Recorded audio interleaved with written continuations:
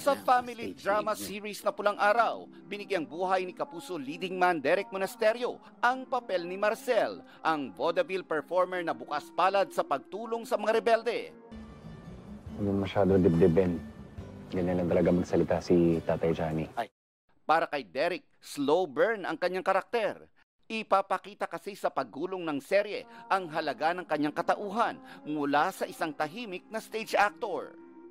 As the story progresses, meron siyang mahalagang pakay at magiging isa siyang instrumento para matulungan ang magkapatid at meron siyang impact na magagawa.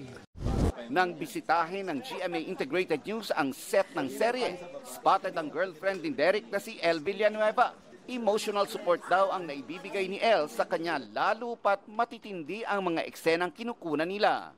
Mula nang magtambal ang dalawa sa GMA Afternoon Prime Series na Makiling, naging routine na raw nila ang sumuporta sa taping ng isa't isa kapag free ang schedule. And they're doing this out of love.